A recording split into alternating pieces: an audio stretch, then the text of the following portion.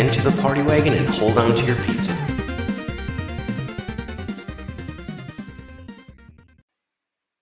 Hello, everybody. This is Justin, your host for Epic Tales from the Sewers. I am here with a very special guest. I have Mr. Brahm Revel, the writer and artist for Jennika and Jennika 2.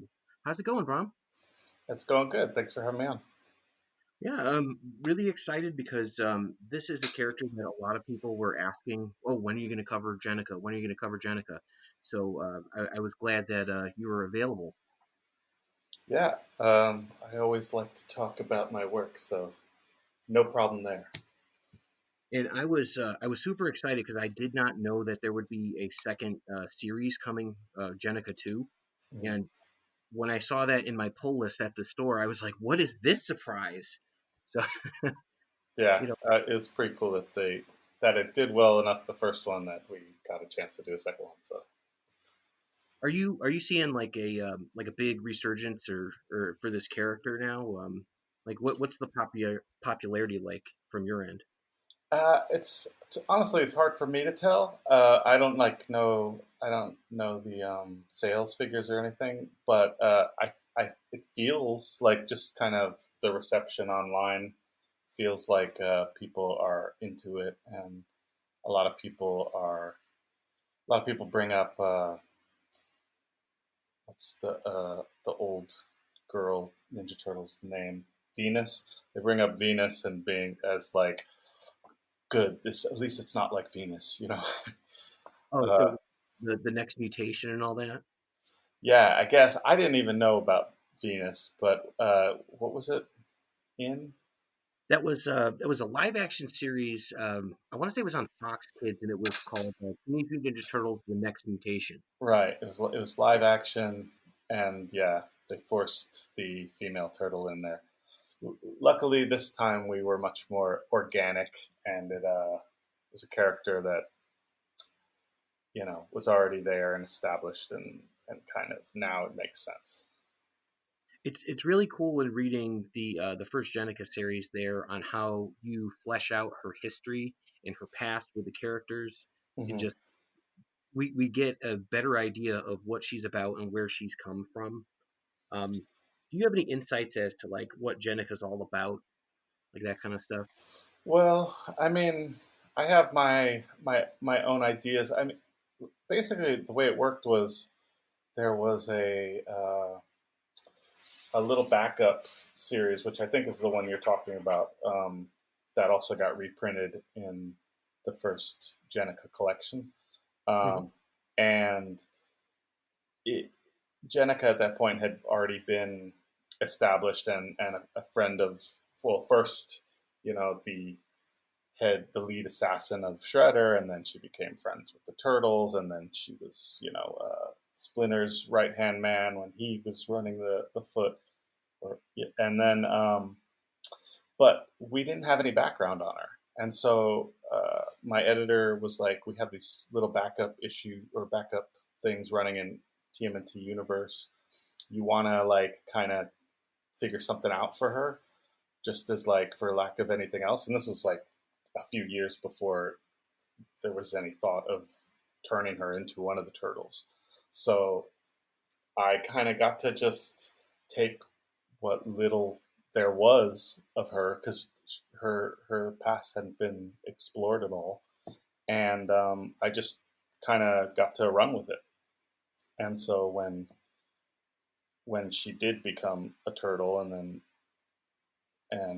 then they wanted to do something, I had already kind of laid some of the groundwork for her backstory, and so it made some sense to have me continue on with it.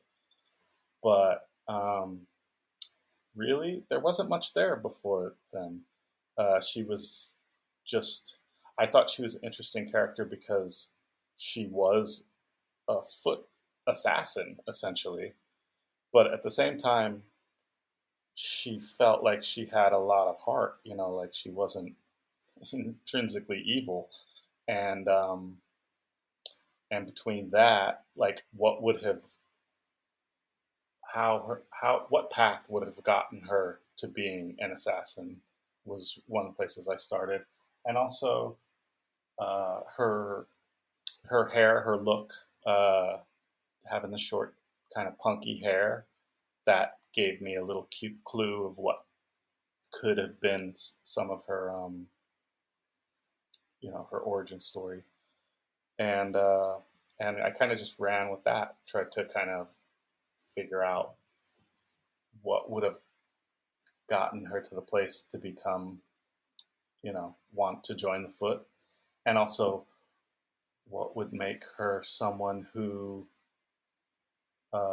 would then not be so broken or anything that she when she met the turtles and Splinter, that she was able to find a new family and embrace that as well. Yeah, it's really compelling to see her story and just kind of see what she has been through. And then as a character, she's so ingrained in like the foot that she's her first appearance, she's pretty much attacking Splinter because of honor. And you wow, the honor from an assassin, that seems like a contradiction. But Yeah, it it makes it this nice little sort of I don't know what the best word to be would to describe it, but it's layered, and that's what I feel makes interesting characters. You know, when you have someone like this, where it's like, well, this isn't what I'm expecting, so it's just pretty cool. yeah. I mean, I think that she's slow. I mean, it's hard. You want to build characters kind of slowly too, and not just like this is who I am and I am exactly this. Uh, and so yeah, having a little bit of contradictions help, and I don't know. I always felt she was fairly endearing, and I think even when I kind of took her on in Jennika 1 and 2 as a turtle, I wanted to keep that aspect of her where she's still trying to figure it out a little bit. The past still catches up with you a little bit, and also, you know, she's she's got to come to terms with different things. One of them being a mutant, but also like her past too, uh, and I think also sometimes she gets in over her head a little bit, and that was kind of something that I wanted to carry through the solo series. I can definitely see that, and the thing that really reaches me about this is that she has such a distinct personality. She's not just like, okay, you've got Donatello, Leonardo, Michelangelo, Raphael, and it's like, okay, and then there's the girl. It's like, no, you can tell her voice, like when she's talking, and she's distinct in that. And that's one of the things I really enjoy about her is that she's not just like a mix up of two of them. You know, Hmm. she's a distinct personality, which is completely unique to what's ever been in any sort of turtle lore. Thanks. It's nice to hear that came through. You know, I think, yeah, I think that they're all obviously we want to um, honor her as a character, her as a woman, uh, and not be stereotypical in any way or anything. Um, and so the way I just treat her is just like she's a person. I mean, like she's a character. She is who she is. She's Jennika. She's not, uh, you know, overly good, overly bad. She's complex, just like anyone, and she's not a stereotype. I mean, and I don't think not that I think she ever was. I mean, she was very much a unique character. Just as I said, from like starting off being uh, Shredder's lead assassin, and then getting to be, you know, having the openness to then follow Splinter and then become kind of, uh, almost like a sister to the Turtles. Obviously, that's a character that's has a lot of richness to them. They're not a one note character. And Yeah, I kind of have a an idea of who she is, and I just write her that way. And it's nice to hear that it comes out as distinct. You never really know when you're writing. oh yeah, everyone I know that's reading it loves the story.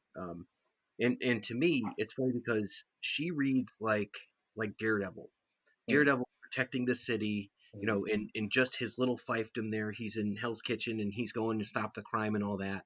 And Jennika is that peacekeeper sort of character. And I am a huge Daredevil fan, as I think a lot of Ninja Turtle fans are. yeah, Um, and to me, it's like, wow, she's these guys protector. She's gonna stop, this guy from stealing this person's groceries, and she's gonna, stop these people from smashing windows. And so it's just that's kind of where my head goes as a reader. I'm like, oh, I totally buy this because she's not just hanging out. She's trying to be the person to keep the peace and keep these people who are, against their own circumstances. They were just caught up in something and now they can't leave because they're in this locked off ghetto in the city.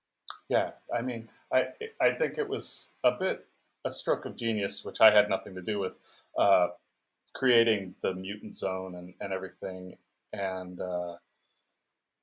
it really works very good for her. Like that happened right as she.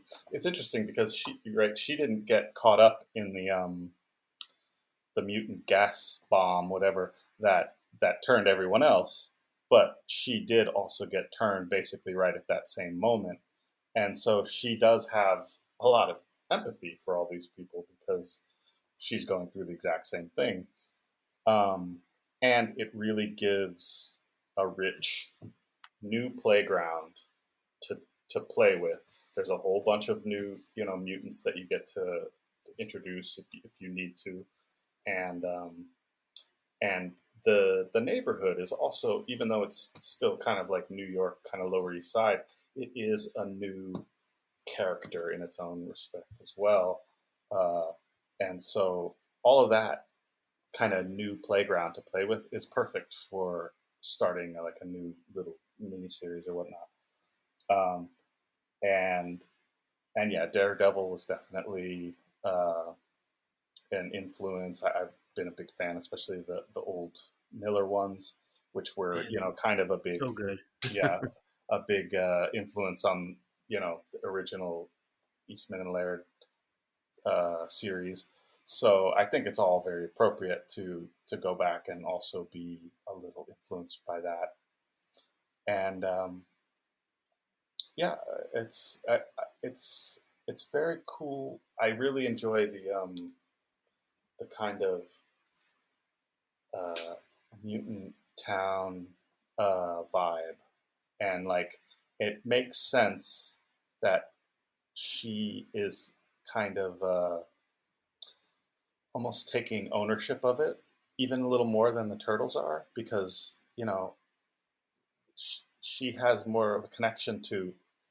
She has like maybe more empathy. Like they were never humans. I mean, maybe in this universe they were kind of this reincarnated versions of these the kids from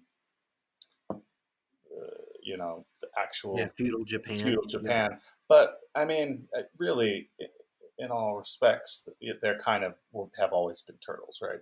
Uh, whereas she has changed, and she now has to also she has that empathy. She knows what it's like for what these people are going through. So she feels like she has to protect them and help them transition and all this stuff. All at the same time while she's dealing with um, her own you know stuff that's going through her head like while she's transitioning. So it's I was given uh, a lot to work with. So it wasn't it kind of was flowed out very naturally. Now with the mutant zone that you're working with, are you at all influenced by maybe like some of the older characters or some of like the action figures from back in the day? Have you had any characters that you've tried to like squeeze in? Not really. I mean, I was of the age that I was playing with those toys, but I didn't really have any like people that I was trying to fit in. I kind of wanted to keep it a little, um, I don't know, like a little like the way Daredevil kind of deals with, smaller crime. I kind of wanted to deal with some of the characters of the neighborhood and people who weren't necessarily like, for lack of a better word, like super powered, you know. Oh yeah, Um, yeah, I could see that. uh, but I actually got into Turtles uh, through the role playing game, like when I was like, No kidding. yeah, when I was like 11 or 12 or something. And so that kind of, you kind of make characters who are mutants in various stages of mutation. You can be slightly more human, slightly more animal, and like any role playing game, you roll for your characters and stuff. And so I have gone back to that and like looked at, they have the lists of the different animals that you can be and different like powers that you get when you are, whatever, like a porcupine versus a dog can smell good. So I try to at least be cognizant of like that, those ideas, the ideas of like that, you are transforming, but there are some benefits, maybe some like slight superpowers that you're getting, so animal characteristic attributes. Um, so in that respect, yes, a little bit going back to early inspirations, but in terms of specific, uh, you know, old characters, not really. I mean, we did want to bring in a few of the the classic guys like in the first series. There's I don't know if I should say for people who haven't read them because some of them are spoilers. Uh, but we have brought in some characters that are um, fan favorites, I guess, or people who you know. But also, I wanted to definitely make some new characters and new people who were just kind of your everyday people on the street to give I their think I know perspective what a you're little bit. talking about with the pickle juice in the jar. Is that Right. what you're talking about? Yeah, yeah, yeah. Yeah. Yeah, people have to go and read that full series because when I hit that, I was just floored. I'm like, this is hilarious. So, and they look so good, like the artwork.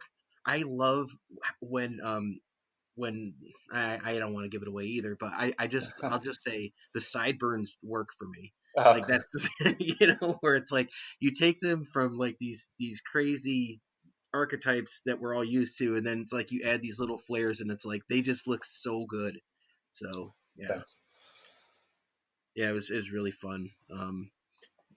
But I was thinking about like I know on the cover of Jennika 2 there's a giraffe, and I'm like, okay, well there Right. was a Yeah. character called Half Court, or there was a character called Scratch, or there was a character called whoever the dog was, and my listeners probably kill me for not knowing who that was, but Right. um, but I was just wondering if those were at all an influence, or if there was any Easter eggs or anything like that. Not really. Like I didn't know half court, but for the animals, what I kind of like to do is, when I'm drawing like background characters, whatever, is just play with shapes, and it's like, oh, like what can we do with this kind of animal, or how can we kind of stretch or mold these different like just even background characters into interesting looking things. I don't even know like sometimes what animal I'm drawing. Obviously, if it's a giraffe, I do, but sometimes I just like make a head shape, and it's like, what does that look like?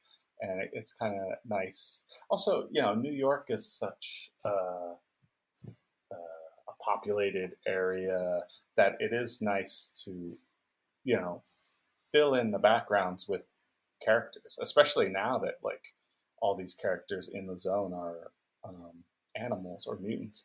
So uh, it's fun. It's a fun little world to kind of populate, and also like, you know, try to imagine what these New Yorkers, these Lower East Side, you know, neighborhood, like what how they would be if they got mutated, you know, how they would be the same, how they would be different, you know, how they would be dealing with it. I mean, New Yorkers are very. I lived in New York for like 15 years. New Yorkers are very good at like rolling with the punches, you know, and also like when things get uh, messed up, whether it's like 9/11 or just like a blizzard or Sandy, the hurricane. Yeah. They're really good at coming together and being like, you know, we gotta come together to get through this. You know, it's a unique uh, place, and people, you know, even if people are like kind of can be rough some of the time, when the shit hits the fan, then people are much are good about like coming together and dealing with it as a community. So I wanted to have an aspect of that in the mutant zone as well. I think that definitely comes across, and it's funny because there's characters that you don't expect to have that aspect, like Ivan. Hmm. Ivan's a character where it's like you're not sure where he lies. It's you're like, all right, is he doing this for the benefit of the community? But is he, not all that altruistic? He's doing this for the benefit of himself, but Hmm. where does he lie? He's like those total shades of gray, and I think that's what makes for interesting because this guy was, for most intensive purposes, the bad guy in a previous storyline.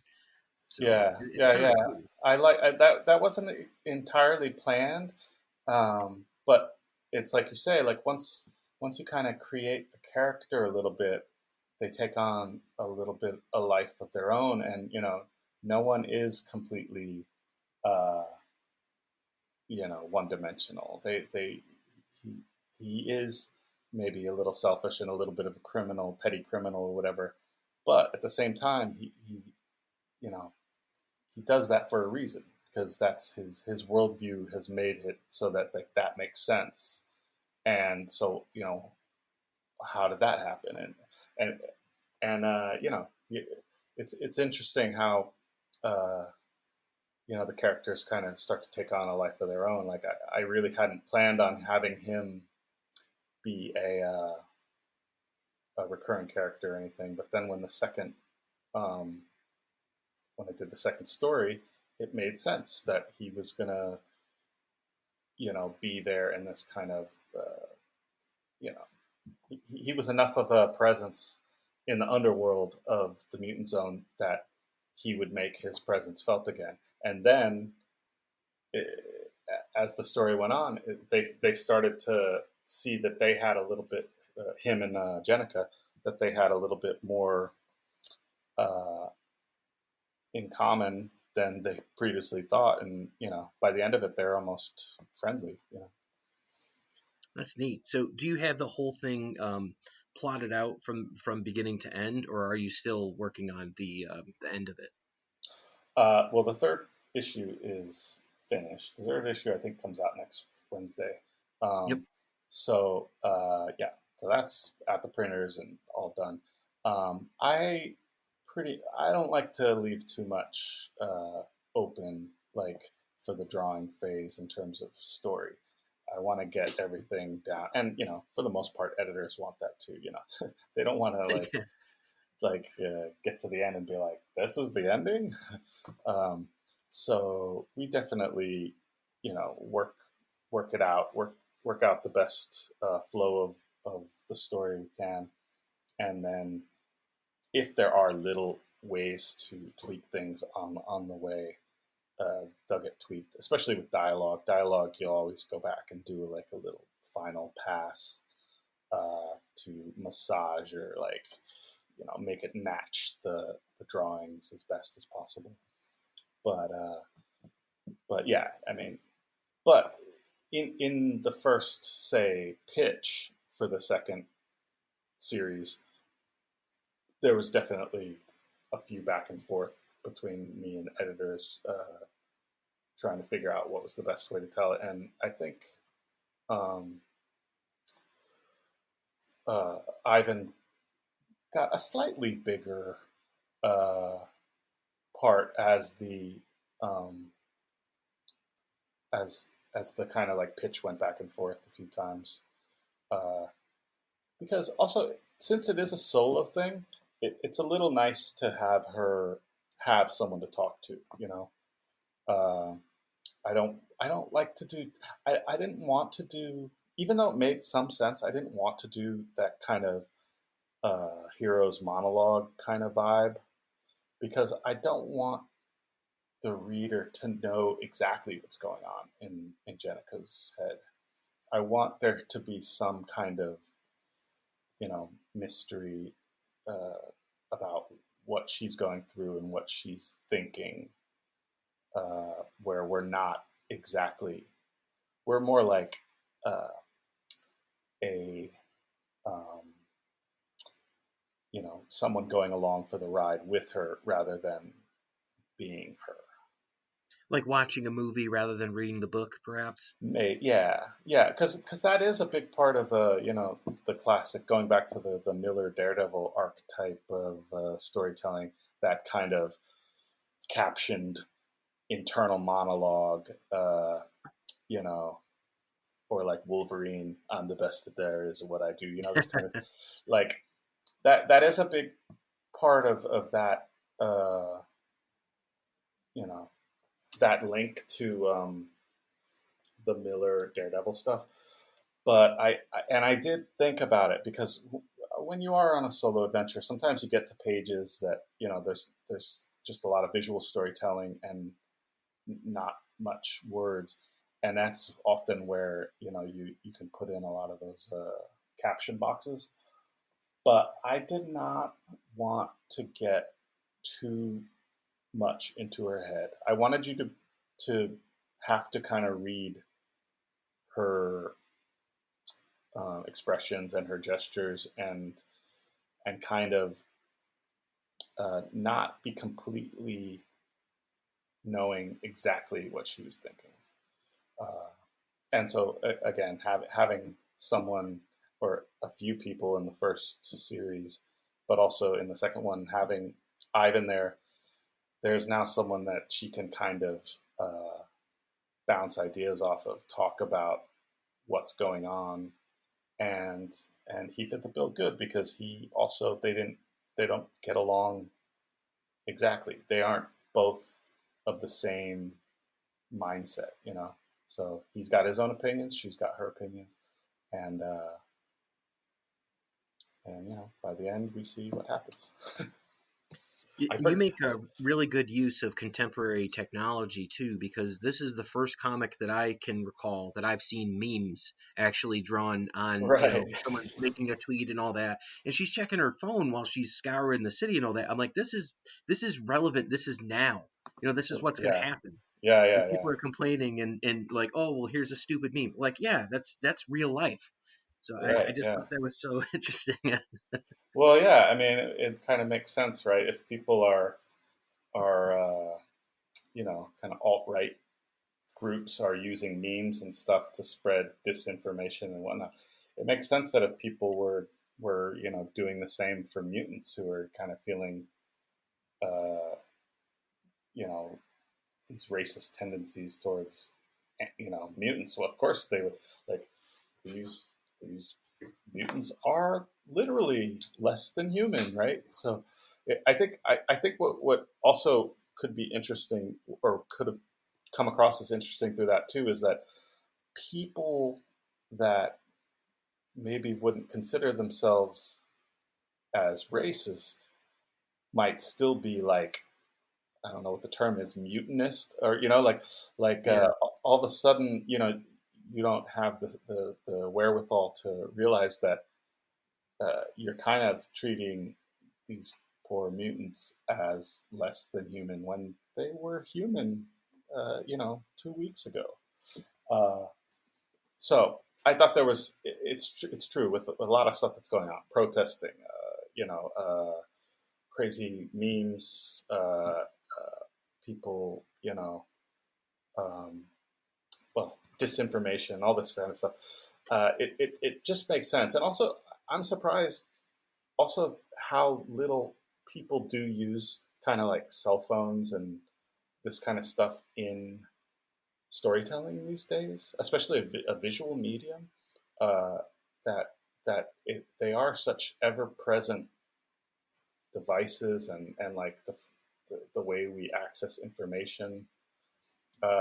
It's kind of surprising that it's not like not only not used as much, but not super used, because it's really how we get so much information, how we communicate. And so I thought it was important to to put that in the different ways that I could.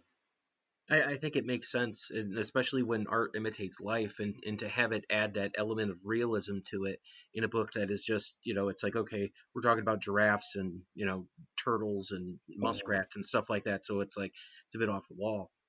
I will say, like, one of the things when you were just talking that really kind of hit me between the eyes is that maybe one of the things that I'm picking up is that this reminds me of God, God Loves, Man Kills. Um, All right, that's the just Claremont like with, X-Men. yeah.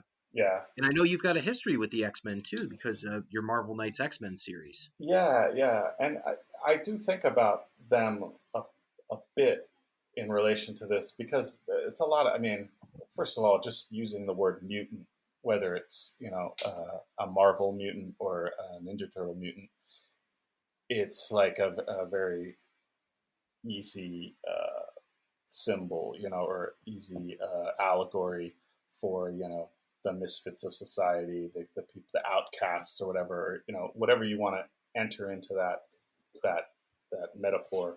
Um, so yeah, I did one thing for Marvel Knights with X Men, and it's similar thinking in terms of like using it as an allegory for just whatever you know segment I of love the team that society. you chose, by the way. The crew that you had in there, I'm like, yep, you hit them all. Well, I was very much like a X-Men fan of the '80s, like, and I when I was offered that, I really had not been following too much in the last 10 or 15 years. So I really went to my back to my Claremont roots, and so I was like, there was a lot of people who were like, "Why are you bringing up Carol Danvers again?" And I was like, that's what I know, So You're like, this is my story. Come on. yeah, yeah, it's like, aren't people still talking about this? 25 years later. So Yeah, the movie came out eventually. It's like so yeah, people are concerned with Carol Danvers again. So. right. So yeah, and even like with Wolverine, he's been through so much. I don't even know what's going on with him. But I was like, if I'm doing an X-Men story, I'm putting Wolverine in it. Oh, of course.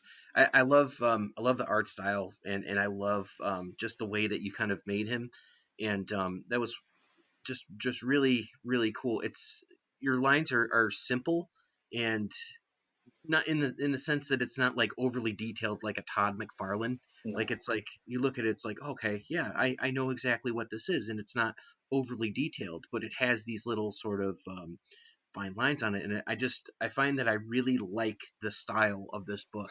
And going back to that X-Men book, same thing. It reminds me of like a Lee Weeks, hmm, or I'm trying to think. I, I'm trying to think of who else your style reminds me of, but I just really like it for the type of stories that you tell. thanks. It's good to hear it fits. It's always a work in progress. I'm always tweaking the process and trying to like, you know, it's I don't know. Writing is hard, drawing is hard, doing them together is hard. Comics is a very difficult thing to do. So I think people underestimate how difficult it really is to do. So it's always a process. It's nice to hear that things are working, but usually, you're half pulling your hair out trying to get what you have in your head onto the paper. um, but uh, you know, I, I I feel like with every book, I'm crawling slightly closer to where I want to be, but it's a process. Do you think that that means taking on more detailed animals like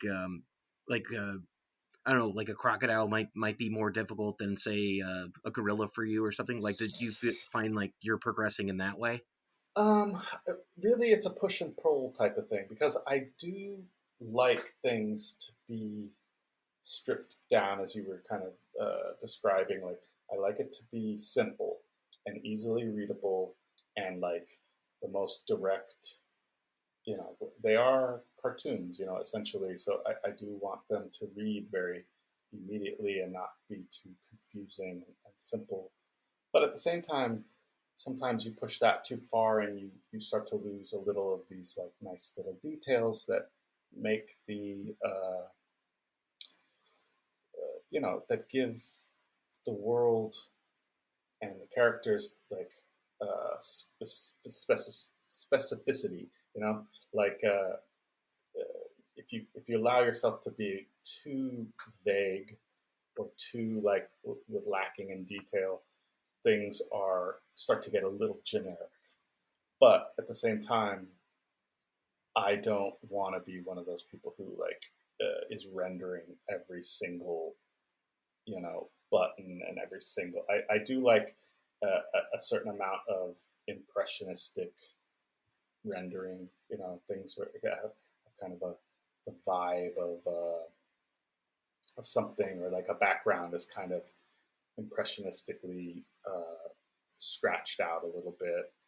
But at the other times, you can't do that all the time. So for me, it's a little push and pull. How far, what can I get away with in one direction? When do characters start to be too, uh, generic, or just, I do like shapes. Like I am a big fan of like Mignola, who obviously is very shape based and kind of pared down. But at the same time, I mean, he does it. What he does very good. Obviously, he's one of the masters.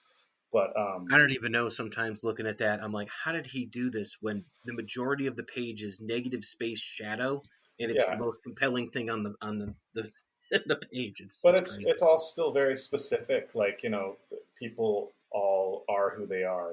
Their outfits are very specific, and but at the same time, it's very simple too. So, I mean, that's like it's a magic trick, to be able to do that.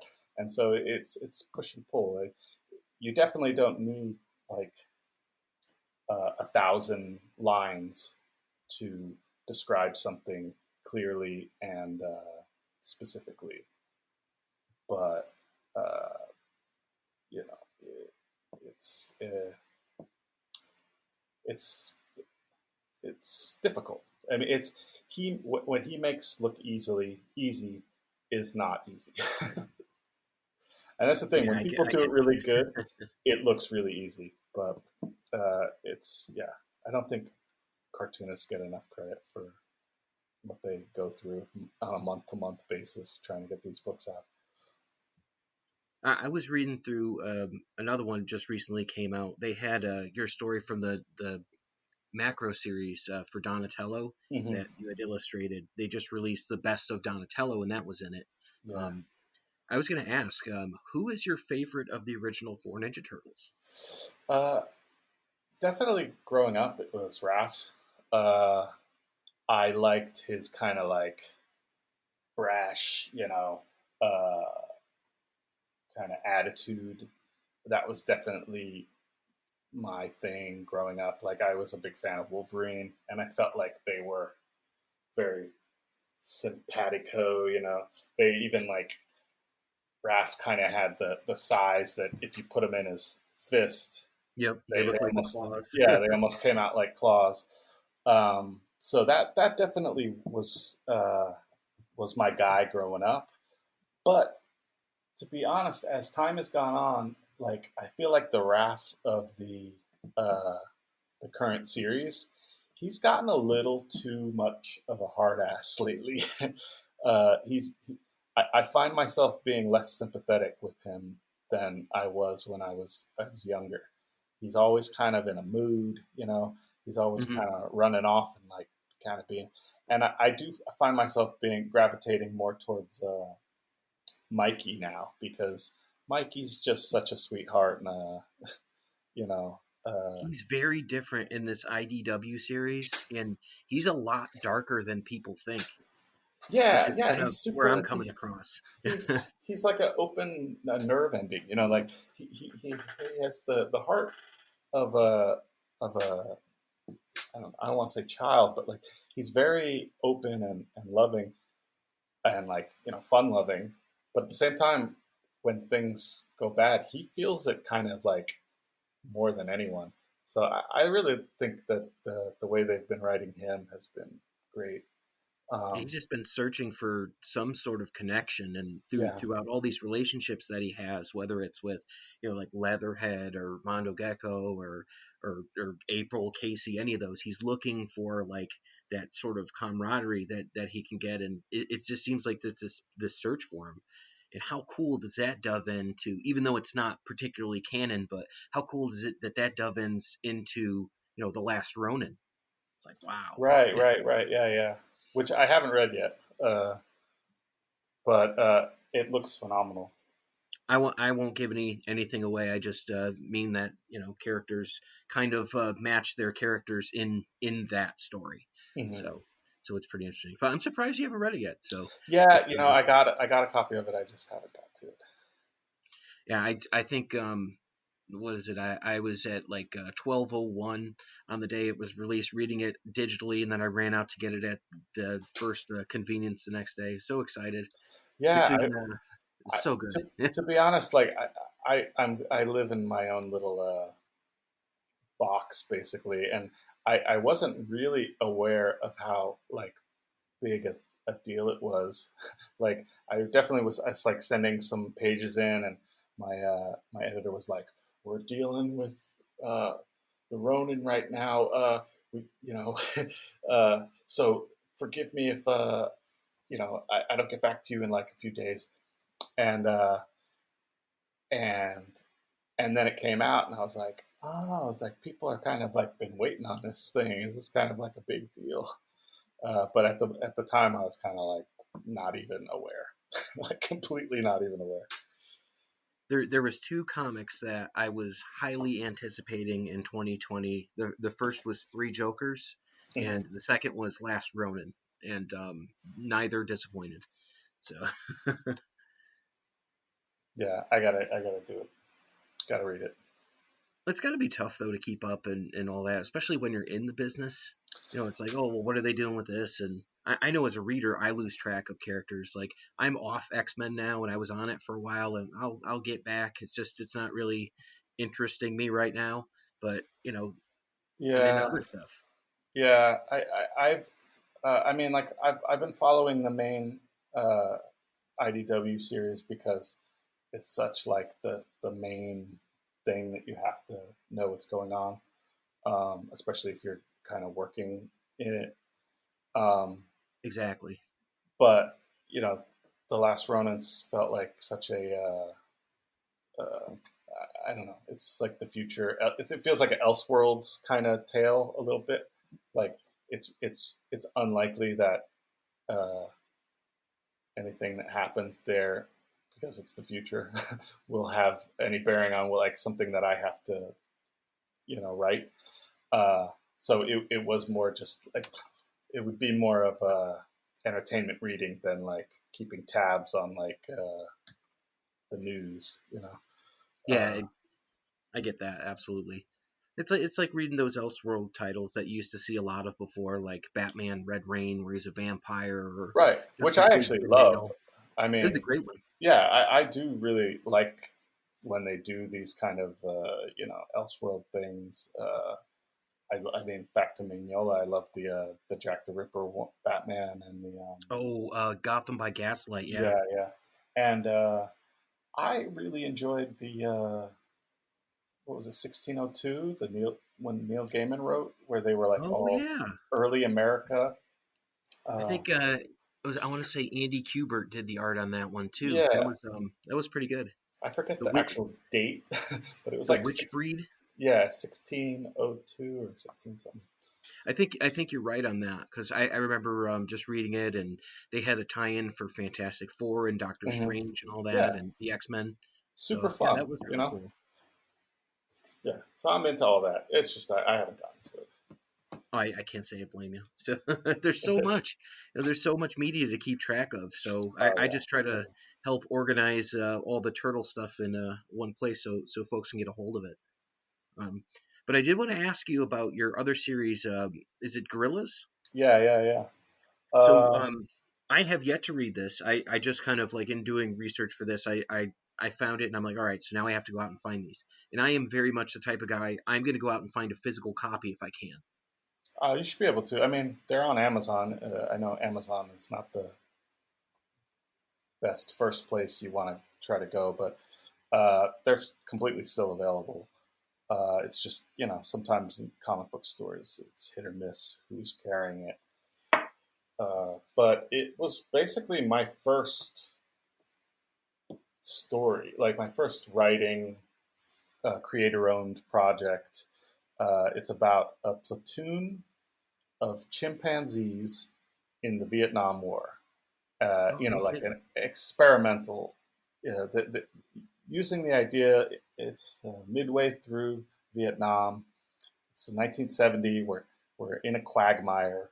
Things aren't going well, and Nixon is now president. Nixon's like worried about being the first president to uh, lose a war as an American president, and so they're a little more open to maybe some weird ideas. Uh, and although it sounds very pulpy, like it's played pretty straightforwardly. It's like the chimps don't talk. Uh, they're actually chimps. They've just been trained and slightly modified uh, to be soldiers now. And there's a little bit of a obviously it's an experiment, so it doesn't go according to plan. uh, and where it doesn't go according to plan is kind of like this uh, the, the the kind of conflict between the training to be a soldier and the instinct to be a, an animal or a to be you know who you are. And so it's slightly allegorical for any person being forced to go fight in a war that they don't really have anything to do with. Uh, and then what happens is they accidentally come in contact with kind of a new soldier. This platoon of chimps comes in contact with a new like rookie soldier, and he it's kind of a little bit of a role reversal. He is now the lowest person on the totem pole in a group in a platoon full of chimps. The human is the lowest and the chimps are the highest, and they can't really communicate. There's a lot of visual storytelling in terms of like trying to communicate and uh, get across what these chimps are feeling and thinking. Uh, It sounds like and it would be a hell of a movie. You know, yeah, I mean, like it sounds very cinematic. Hollywood, if you're out there, yeah, Yeah. um, yeah. I think it's a nice. It's a long thing. It's like 700 pages. Um, it was originally for like graphic novels, like volumes, kind of like manga size volumes, Okay. black and white, and each volume was like around 150 to 200 pages. There's four of them, and yeah, it's something I'm pretty proud of still. It definitely charts. You'll see an evolution in like maybe my my style, because it was something that was made over the course of 10 years or so, as I was slowly like being able to work on it through other jobs and stuff. But I would say that that was my calling card for the comic industry, and that was what got me the ability to write for the X-Men, what you call it, the Marvel Knights book that we talked about, and then also really that's what was got me Ninja Turtles in a roundabout way too, because it was there that I was able to kind of show that I could kind of write and draw and you know not just be an artist but a storyteller together. That's And huge. yeah, I mean, I That's think really huge. it's I think that obviously there's plenty of comics that have been made by teams of writers who are writers and artists who come together and they complement each other. But I do think that when you are the artist and the writer together, you do kind of think of things in the storytelling in a kind of visual way. There's a unity between the, the storytelling. I don't know. There was this. I don't even want to get into it too much, but there was this kind of internet flame like the past month or so, where like people were calling people out for drawing heads in boxes. Did you hear anything about that? No, Oh, nothing. you're better off. Okay. Anyway, but you know, someone was giving someone shit about like you know writing for artists and then just giving lots of heads and boxes with dialogue.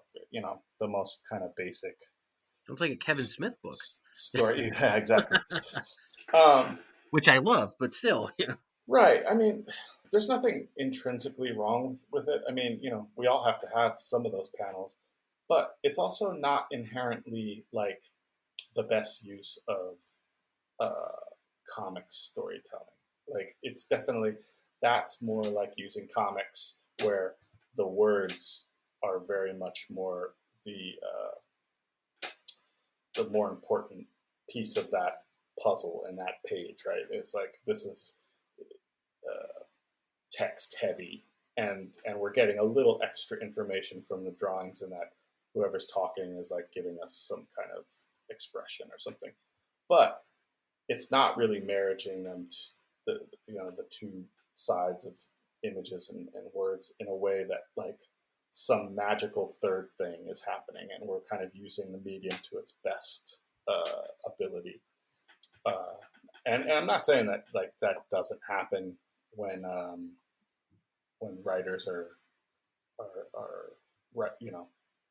that they're just handling the writing. In fact, I mean, Alan Moore, who is widely accepted as like one of the greats, and Neil Gaiman for that matter too, they are very good about thinking about the medium in a visual way, and they deliver stuff for their artists to draw in a way that combines the imagery and the drawings. But sometimes I think when it is that separated, we get a little bit into just having, I don't know, like That's what I was thinking of, actually. I was thinking of Neil Gaiman, Stardust, with Charles Vess's illustrations, and how you look at the page and there's just a whole bunch of dialogue on it, but then you've got like kind of this maybe like a picture of something that he's drawn with like tons of embellishments. That's actually what I was thinking of. yeah. I mean, I think at its best, there's this kind of poetry that happens between mm, the words and pictures, that this third thing happens that couldn't be done without you know with either of them by themselves. Uh, it's the sum of the drawing and the and the words is more than the individual parts. Uh, and that's, I think, comics at its best. But obviously, we got to go through some heads and boxes to get there sometimes. But Of course, yeah. yeah, I mean, there's always going to be some exposition, but I think the idea is just like, focusing on story rather than drawing pretty pictures So or what do writing you pretty dialogue. I absolutely agree. And I again going back to Frank Miller in this one, I mean, you were talking about writers and artists, and among some of the best that have done both of them. He comes to mind, or Walt Simonson, or Mike Mignola. Yeah. Those. Yeah, and just through this conversation, it's like it really brings some insight as to like the things that I've read even recently, and it just kind of go back and have that new appreciation for him and be like, wow, that is pretty cool. Yeah, and when it really does work good, it's kind of invisible, So like sometimes it, you don't even realize how it's affecting. I mean, like any good art, whether it's film or novels or anything, you know how like some novels you read and it's just like it's hard to get through them, and then some novels you read and it's just like effortless. You don't even I could realize see you're that, yeah. reading. Uh, I think good comics are like that too, where you're just pulled through the story, and you're at the end before you know it, and you're like, wow, what just happened?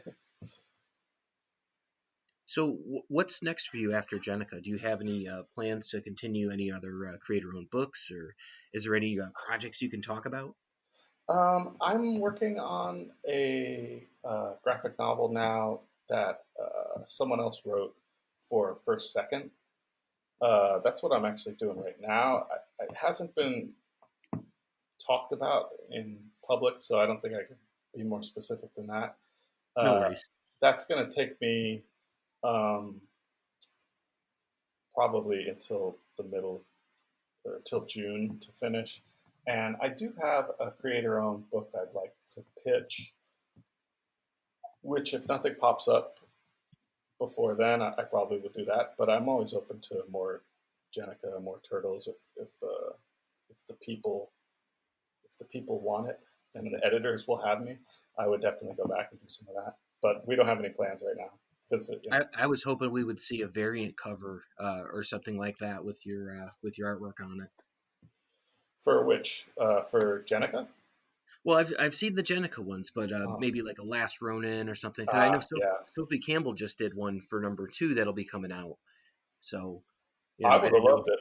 I loved. I mean, I'm a big fan of Kevin Eastman. Like, I think that in my DNA, in my like artistic DNA, the early black and white Ninja Turtles are very much a part of that, early DNA. Did you ever And have a favorite story from back then? um, no, I would say um, no. I mean, I really just liked the for me, like Ninja Turtles were like part of my origin story for getting into comics. Like as I said, I got into that role playing game, and then it was right as it was a little before the the Turtles had a cartoon, so they were still in that.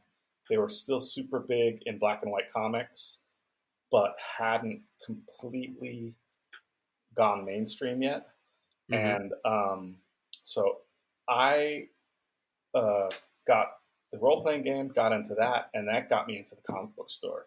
And once I was in the comic book store, I'd had comics and stuff when I was younger, but mostly like from spinner racks, and I had like Tintin books from like the bookstores and stuff, and Asterix, some Smurfs, Disney, whatever. So I already had like comics, and I did have some floppies from like the spinner racks, random, but I hadn't been in the comic book store, and the the role playing game got me into the comic book store, and I started getting the black and white Eastman and Laird ones.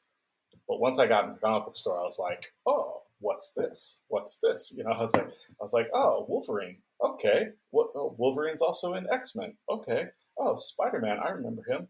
Boom. And so then very quickly I was just like every week comic book store, and then like very quickly like I want to draw comics for a living, you know. So it's pretty cool now getting to like add to the mythology of Ninja Turtles a little bit because it really was one of the things that got me into comics in the first place. That's great. That's great. And like I said, everyone I know who's talking about the book loves it. The style fits so well. Like it's got like that punk rock sort of uh, details to it. Mhm. I love it. I just read it again this morning, and I was reading through the first two issues of the second series. I Mhm. think your stuff is great. Thanks, that's great to hear. You know, you never really know. I mean, sometimes it's kind of gets out there, and you know, there's been some reviews, and they've all been mostly positive, uh, but still, you never really know. Yeah, and I mean, it's funny because like some of the things like we talked about, I think go really well with your style. Like the animals, I think it's great. I happen to really like the way that you do technology. I think Mhm. that's really cool. Like with it's not like completely defined, and it's defined by like shadows and detailing rather than just like, oh, it's like I drew out everything specifically so you can see the keyboard and all that. It's like, Mhm. I'll call it implied, and I Yeah, like that because it's like, okay, now I can kind of get the idea what that is and move on. you know yeah, yeah, yeah, i, yeah. I like those aspects. Yeah, yeah. Thanks. I mean, it's I like to, yeah, as you say, like not. I don't want to slow people down too much. You know, where they get too involved in the art. I want to give them what they need to keep the pace going.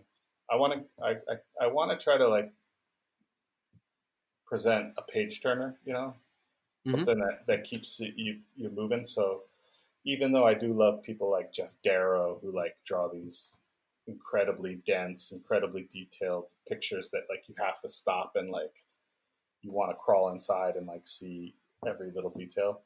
I do enjoy Oh that, yeah. but for the kind of writing storytelling I want to do, I want you to be like, oh, what's next? What's next? You know, like, and so I want to give you artistically just uh, you know enough where you have all the information you need, but you aren't. It doesn't take you out of the rhythm of the story, and you're able to keep moving. You know. That's excellent. I want to thank you very much for coming on and being a guest. I know I've kept you a while here. Do you want to just give a shout out to any sort of social media you have, or people can follow you, or anything along those Mm, lines? yeah, I'm on Instagram. My handle is Elrevel, Elrevel, and it's the same on Twitter and Facebook. I'm just Brahm Revel. I have not been on my social medias for quite some time, but now that we are in 2021, I am. I just kind of fell off a little bit, and I had work, and I was able to just do my work, and it's easy. Well, at least for me, it's easy to once you get out of the habit of like posting and being on, then I kind of just totally fell off for like the past year. I envy you. You but know, but I think it's I'm doing myself a disservice by being so isolated from the digital world, and so I really do want to get back on and start posting more. So now's a good time to jump back on, start following or whatever. Instagram is probably the place that I will post the most. Um, but I tend to try to, also like send throw up a link on Twitter as well, and even Facebook. Also, we'll link to you on that. I'm an old school devotee of Tumblr too. So if there's any old Tumblr heads out there, uh, I'm still on Tumblr too. Same Elrevel. Oh, I'm sure. I mean, there's all kinds of turtle content all over Tumblr, so I'm sure. So, you said that's the same as the Instagram? Yeah, I love Tumblr. Tumblr is one of my favorite. I think But wasn't it set up originally for artists? yeah, I mean, it's for me, it's the most visual. Like, I mean, Instagram is kind of like that, but Instagram, you also have a lot of I don't know, lifestyle stuff. People are still like trying to be like, yeah, this is my plate of food or whatever. On Tumblr, Exactly. yeah, on Tumblr, people are just like throwing up random images. Sometimes it's art, sometimes it's memes, sometimes it's just the pictures that they like. And for me, I just like I like that less politics too. Yeah, yeah, I could see that. Well, I will tell everybody where to find you. And again, I appreciate you being on. Oh, thanks for having me. All right, dudes, and now with your Mikey moment of the week, here is the bodacious Andy Doyle. Cowabunga! Whoa. Cowabunga, dudes. It's time for your Mikey moment of the week. This week, we're going to celebrate family. So, let's raise a slice of pizza and a toast to our sister Jennika. What can we say about Jenny? Well, she's always been a turtle. At heart, anyway. Now she's literally a turtle, but what I mean is, she's tough on the outside and soft on the inside. I mean, she can more than handle herself in a fight, but she's got a kind heart, and we're just really proud to call her sister. Cowabunga, dudes! Hi, this is Adam, aka Casey Jones from Casey Jones Livewire, and you're listening to Epic Tales from the Sewers. Time for a knuckle sandwich, punk. It's pizza time. And now, in a segment we'd like to call Pizza Time, here's Mr. Andy Doyle with a real-life pizza recipe from the Ninja Turtles cookbook, or a description of one of the pizzas that was either seen in the episode or in the comic. It's Pizza Time. Cowabunga, dudes, it's time for your pizza recipe of the week. So, to keep with the theme of toasting with pizza, we're actually going to make pizza toast. Now, what you're going to want to do is you're going to want to grab your favorite kind of bread, probably wheat or white or in a whole grain. You don't want to go with those fruity, crazy breads for this one. But you're going to drop that down into the toaster. Then you're going to get yourself some pizza sauce, the Pizza Quick kind, or even the Pizza Squeeze is really great for this. So once the toast pops up, you're going to give yourself a generous squirt spoon, slather some of that sauce on, sprinkle a little of your favorite cheese, could be Parmesan, mozzarella, then just pop that bad boy in the microwave for a couple of seconds, throw on some pepperonis if you want, and you're good to go. You're ready to get right back into the action. We'll catch you next week, dudes. Thank you for listening to the Epic Tales from the Sewers podcast. The Teenage Mutant Ninja Turtles were created by Kevin Eastman and Peter Laird. This podcast has no affiliation with Eastman, Laird, IDW, Archie Comics, Nickelodeon Studios, or any other Turtle properties. This podcast is part of the Epic Sewers Podcast Network. Check out our other great shows, both turtle-related and not. Epic Tales from the Sewers is recorded by Justin Cooper, with featuring Andy Doyle. Are you looking for a gift for the nostalgic nerd in your life? Try a candle from the Euphoric Tree Fort. Nostalgic novelty gifts for nerds. From birthdays to holidays, or just because, waft these smell-o-vision candles with fragrances from your favorite shows such as Bob's Burgers, Simpsons, Dr. Seuss, Rick and Morty, Futurama, Adventure Time, Harry Potter, James and the Giant Peach, The Nightmare Before Christmas, Coraline, The Rugrats, Steven Universe, My Hero Academia, Dragon Ball Z, One Punch Man, Pokemon, Death Note, and Fairly Odd Parents. These soy candles won't gunk up your walls because they're dye-free, cruelty-free, and soot-free. Also, free souvenirs in every order over $20 and free shipping on orders over $75. With exciting scents like Nog, featuring eggnog and brandy, Christmas in Whoville, Fir Tree, Peppermint Bread and Sugar Plum, Truffula Tree, Butterfly Milk and Birch Tree, donuts and pink icing, and the ever-popular Macon Bacon Pancakes, featuring bacon and buttermilk pancake and maple. They say that smell is the strongest sense tied to memory, and if these candles don't make you nostalgic, nothing will. And remember, if you use promo code ETFS10, you'll get a discount.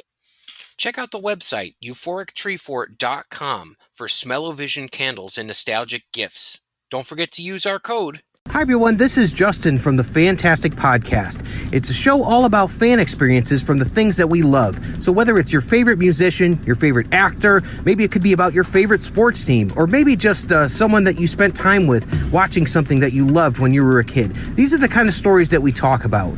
We usually do a couple stories, and it's a shorter podcast, so you can listen to it on lunch at work.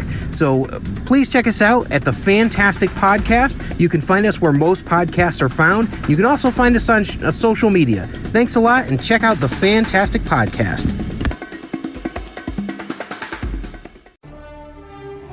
Terrificon, Connecticut's #1 Comic-Con, is back at Mohegan Sun on July 30th to August 1st.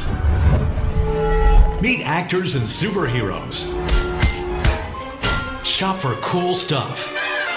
It's 3 days of Comic-Con fun. Terrificon, Connecticut's #1 Comic-Con at Mohegan Sun, July 30th through August 1st. Learn more at Terrificon.com. Everyone thinks because you're a zombie, you don't know good coffee. Well, they're wrong. We have very active lifestyles. It's not all wandering the countryside aimlessly or scaring passing motorists. And we all love a good cup of joe. And there's only one brew that gets my seal of approval. Deadly Grounds coffee is my guilty pleasure. Bold, robust, delicious. It's coffee that can wake the dead. With over a dozen different roasts and flavors, Deadly Grounds can satisfy the most finicky of coffee addicts. The aroma is so intoxicating. It brings all of my neighbors out of the woodwork. Deadly Grounds coffee. Coffee to die for and zombie approved. It's good to get a little deadly.